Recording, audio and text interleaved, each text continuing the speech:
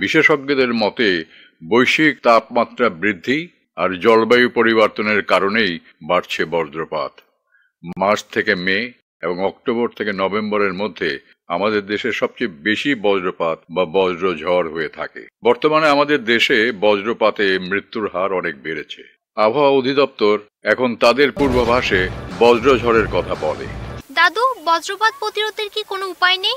এখনো পর্যন্ত বজ্রপাত প্রতিরোধ বা এটাকে থামানোর কোনো কৌশল বিজ্ঞান আবিষ্কার করতে পারেনি। তবে কিছু সাবধানতা অবলম্বন করলে বজ্রপাত থেকে নিজেকে রক্ষা করা যায়। সাবধানতা? ঘন ঘন বজ্রপাত হতে থাকলে কোনো অবস্থাতেই খোলা বা উঁচু স্থানে থাকা যাবে না।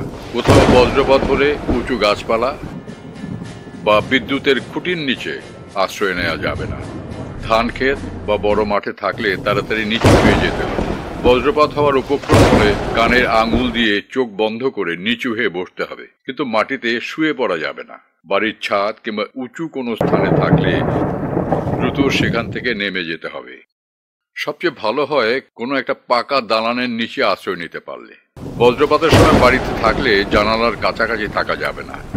দরজা জানালা বন্ধ রেখে ঘরের ভেতরে থাকতে হবে। বজ্রপাত ও ঝড়ের সময় বাড়ির ধাতব কল, সিঁড়ির রেলিং, ধাতব রেলিং, এমনকি ল্যান্ডলাইন টেলিফোনও স্পর্শ করা যাবে না।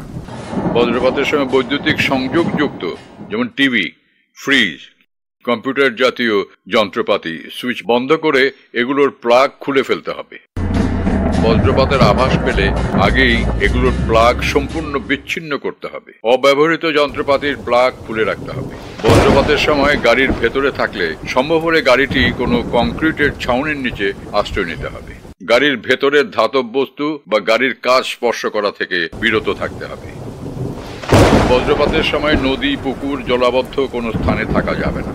কয়েকজন মিলে খোলা কোনো স্থানে থাকাকালীন সময় বজ্রপাত শুরু করে প্রত্যেককে 50 থেকে 100 ফুট দূরে সরে যেতে হবে।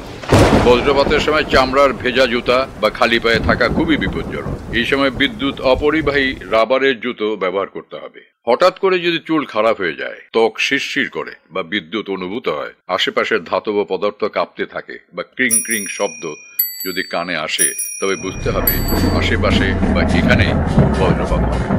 এমন পরিস্থিতিতে বজ্রপাত থেকে নিরাপদ হতে প্রয়োজনীয় ব্যবস্থা গ্রহণ করতে হবে। আবাসস্থানকে বজ্রপাত থেকে নিরাপদ রাখতে প্রয়োজনীয় ব্যবস্থা নিতে হবে।